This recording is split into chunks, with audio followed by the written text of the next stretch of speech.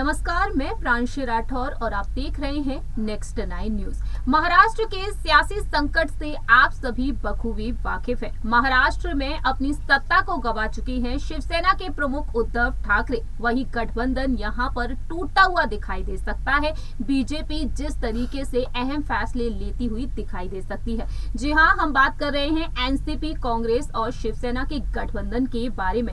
महाविकास आघाड़ी सरकार का जिस तरीके से अब यहाँ पर पतन होते हुए दिखाई दिया है, जिस तरीके से शिवसेना दो गुटों में बटी हुई है और शिवसेना के दो गुटों में बटने के बाद अब बीजेपी के समर्थन से जो नई सरकार बनी है वह कैसे अहम फैसले लेती हुई आगे भी दिखाई दे सकती है। हम बात कर रहे हैं मुख्यमंत्री एकनाथ शिंदे और डिप्टी सीएम देवेंद्र फडणवीस के बारे में। देवेंद्र फडणवीस जिन्होंने राजनीति की दुनिया में एक अलग पहचान बनाई है और किस तरीके से वह अपने अहम फैसलों के जरिए यहाँ पर कामयाब हुए हैं। बीजेपी के लिए उन्होंने महाराष्ट्र में काफी कुछ किया है। एक वक्त वह मुख्यमंत्री रहे, लेकिन आज वह उप मुख्यमंत्री के पद पर है। लेकिन अब देखा जाए तो देवेंद्र फडणवीस कैसे मनसे प्रमुख राज ठाकरे से मुलाकात किए और कयास लगाना शुरू हो गया कि राज ठाकरे के बेटे अमित ठाकरे को जल्द ही बीजेपी कोई जिम्मेदारी दे सकती है। लेकिन अब यहाँ पर शिवसेना के दो गुटों में बट जाने के बाद अब कयास लगाना शुरू हो गया है कि एनसीपी को अब तोड़ती हुई नजर आ सकती है बीजेपी। दरअसल आपको बता दें कि हाल ही में एक खबर सामने आई है जिसको लेकर अब काफी ज्यादा हलचल मचती हुई दिखाई दे रही है एनसीपी में।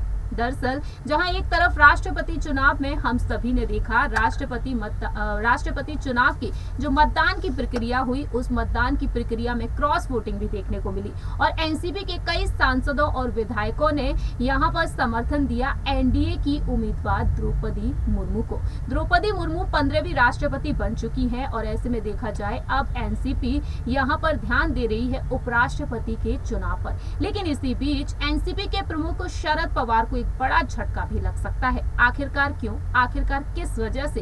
क्या यहाँ पर उनका साथ छोड़ते हुए अब दिखाई दे सकते हैं उन्हीं की पार्टी के विधायक या सांसद? आइए आपको बताते हैं इस रिपोर्ट के जरिए। महाराष्ट्र की सियासत में अब नया मोड़ देखने को मिल सकता है, जहां एक तरफ शिवसेना दो गुटों में बढ़ चुकी है। एक तरफ है उद्धव ठाकरे का गुट और दूसरी ही तरफ है एकनाथ शिंदे का गुट। बीजेपी के समर्थन से नई सरकार बनी है। बीजेपी अब कई बड़े दांव खेलती हुई नजर आ सकती है। दरअसल आपको बता दें, शिवसेना के टूट जाने के बाद, शिवसेना पार्टी में दरार आ जाने के बाद अब लगता है कि बीजेपी महाराष्ट्र विकास आघाड़ी सरकार को गिराने के बाद एनसीपी प्रमुख शरद पवार को बड़ा झटका दे सकती है।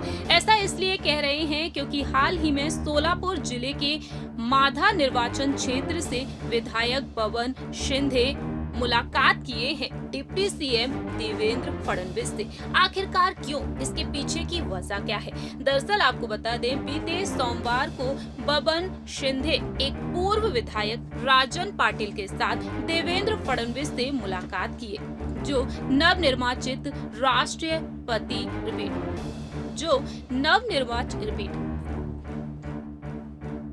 दरअसल आपको बता दें, राष्ट्रपति द्रौपदी मुर्मू के शपथ ग्रहण समारोह में शामिल होने के लिए वह दिल्ली पहुंचे थे। ऐसे में देखा जाए तो अब कयासों का दौर शुरू हो चुका है। क्या यहाँ पर अब एनसीपी में दरार देखने को मिल सकती है? हालांकि स्पष्ट किया गया है कि उन्होंने निर्वाचन क्षेत्र से संबंधित कार्य के लिए देवेंद्र फडणवीस से मुलाकात की है। वहीं बबन शिंदे ने ये भी कहा है, उन्होंने इनकार किया है कि वह एनसीपी नहीं छोड़ेंगे। मालूम हो कि एकनाथ आपको बता दें, सोलापुर से 6 बार के विधायक रहे हैं और 3 जुलाई को महाराष्ट्र विधानसभा के अध्यक्ष के चुनाव के दौरान अनुपस्थित। जानकारी के लिए आपको बता दें, बबन शिंदे सोलापुर से 6 बार के विधायक रहे हैं और अब अटकलें लगाना शुरू हो गया है कि क्या वह देवेंद्र फडणवीस से मुलाकात करने के बाद अहम फैसला ले सकते हैं। लेकिन उन्होंने स्पष्ट भी कर दिया है कि वह एनसीपी नहीं छोड़ेंगे। वहीं वक्त के साथ देखना दिलचस्प होगा कि देवेंद्र फडणवीस का एनसीपी के खिलाफ क्या कुछ फैसले देखने को मिल सकते हैं। आप सभी ने देखा जाना इस रिपोर्ट के जरिए कि कैसे हाल ही में देवेंद्र फडणवीस से मुलाकात की एनसीपी के एक दिग्गज नेता ने, जिसके बाद कयास लगाना शुरू हो चुका है कि आखिरकार वह क्या करने वाले हैं। क्या वाकई में यहाँ पर वह पार्टी छोड़ने के लिए तैयार हैं? क्या वाकई में देवेंद्र फडणवीस अब यहाँ पर एनसीपी को तोड़ने के लिए तैयार होने वाले हैं? वेल, ये तो वक्त के साथ ही पता चलेगा। फिलहाल हमारी इस रिपोर्ट में इतना ही। बाकी की तमाम अपडेट्स के लिए देखते रहिए नेक्स्ट 9 न्यूज।